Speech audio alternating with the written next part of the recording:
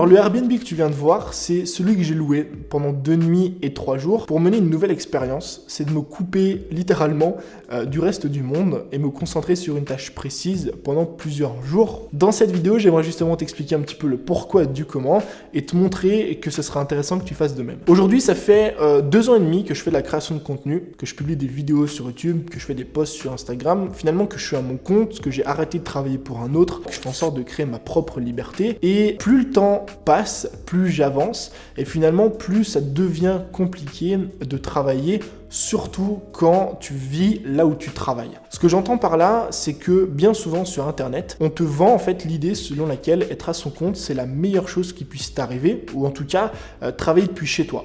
C'est vrai que ça a beaucoup d'avantages. Si j'ai envie le matin, j'ai juste à me lever, petit déjeuner, et je peux aller travailler directement sur mon ordi.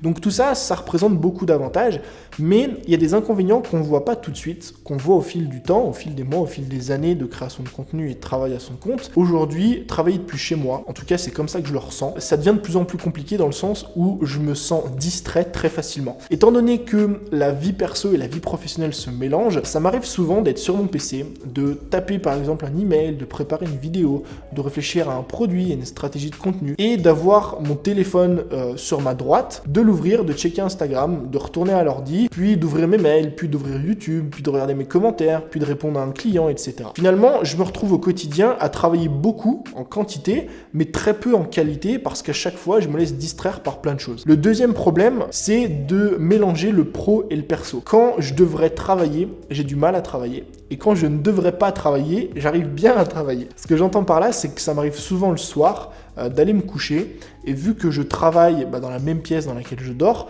forcément, toutes mes idées se mélangent un petit peu. Et par exemple, la semaine dernière, j'ai eu beaucoup de mal à faire mes nuits, étant donné que dès que j'allais me coucher, je pensais au travail. Il fallait que je prenne des notes, que je fasse des trucs. Et donc finalement, cette situation empiète de plus en plus sur mon quotidien. Donc toutes ces choses réunies font que j'avais besoin de mener cette expérience-là, de m'enfermer pendant 72 heures, en fait, pendant 3 jours et 2 nuits, pour me concentrer sur une tâche précise, pour enlever et supprimer toutes les distractions. Donc j'ai mis mon téléphone de côté, j'ai même dit toi supprimer toutes les applications, j'ai plus YouTube, j'ai plus Facebook, j'ai plus Instagram, j'ai plus Snapchat, j'ai pas e-message, je me suis mis en mode avion, littéralement c'est impossible de me contacter, c'est peut-être d'ailleurs un petit peu dangereux mais bref. Mais au moins je peux me concentrer vraiment sur la tâche que j'ai envie de mettre en place durant ces 48 heures. Donc ça c'est un petit peu le pourquoi. Maintenant j'aimerais te parler du comment.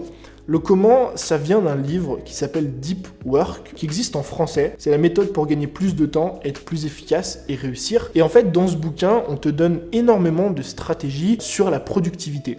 Et l'une des bases de ces stratégies-là, c'est le travail en profondeur et justement la non-distraction. Moins tu es distrait, plus tu vas pouvoir apporter de la valeur à cette tâche et forcément derrière avoir des résultats. Quand avant j'avais l'impression de beaucoup travailler, je travaillais pas forcément beaucoup en qualité, mais je travaillais beaucoup en quantité et qui sont finalement deux choses qui n'ont absolument rien à voir. Et dans ce bouquin justement, on te conseille, et c'est un truc que font beaucoup aujourd'hui d'artistes, de créatifs et surtout d'écrivains, d'avoir un local que tu vas louer exprès pour l'occasion et dans lequel tu vas travailler. Et c'est vrai que cette idée au début me paraissait un petit peu bizarre, mais j'ai voulu la mettre en place, j'ai voulu la mettre en pratique pour voir si vraiment ça pouvait m'apporter des vrais résultats. Et c'est justement ce que j'ai fait durant ces 48 dernières heures. Et qu'est-ce qui s'est passé ?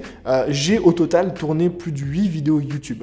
Mais à mon sens, je trouve que ces vidéos YouTube, c'est pas uniquement des vidéos qui sont en quantité. C'est-à-dire j'ai pas fait 8 vidéos et ça s'arrête là. C'est des vidéos que je trouve qualitatives par rapport à ce que je faisais avant.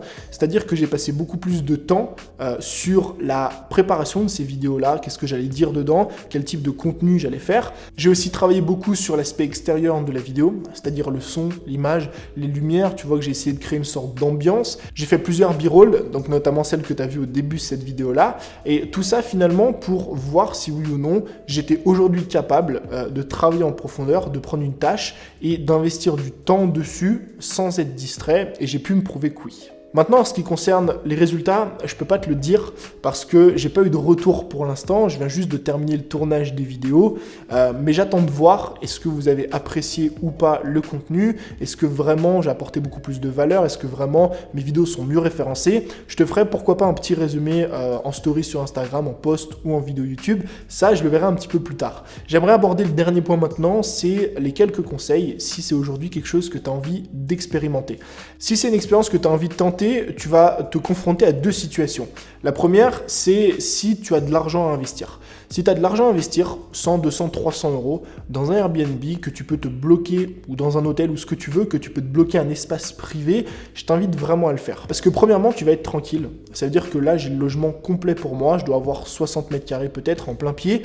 Et personne ne me dérange. J'ai pas, je sais pas, un collaborateur qui vient, un mec qui est dans le même coworking que moi, qui va venir me déranger pendant mon tournage. Donc je peux absolument gérer tout l'espace. Et deuxièmement, c'est là le point très intéressant, c'est que le fait d'investir de l'argent, ça va te motiver. Quand tu vas mettre 200 euros sur la table et que tu vas dire voilà, j'ai loué cet Airbnb pendant 2 jours ou 3 jours ou peu importe le nombre de jours, et derrière tu vas vouloir récupérer cet argent que tu as investi et donc fournir beaucoup plus d'efforts. C'est pour ça que je conseille, si c'est possible aujourd'hui, toujours d'investir un minimum de montant quand tu veux mener cette expérience. La deuxième situation, c'est si tu n'as pas d'argent à investir, chose que je peux comprendre si aujourd'hui tu démarres, ce que je te conseille de faire, c'est soit d'aller dans des cafés, soit d'aller dans des coworking, parce que tu vas dissocier en fait ton espace personnel de ton espace professionnel et tu vas par exemple aller dans un café ou dans un coworking sans téléphone, sans distraction, parfois même sans ton PC, si tu n'as pas besoin de ton PC pour travailler. Tu vas arriver, tu auras 4 heures devant toi et je te garantis que pendant les 4 heures, tu as intérêt à fournir un travail parce que de toute manière, il n'y a rien d'autre à faire. Le gros avantage de mettre ces distractions de côté, c'est que tu n'as plus le choix que de travailler parce que c'est un petit peu ta seule occupation. Moi, quand je suis là, assis sur cette chaise,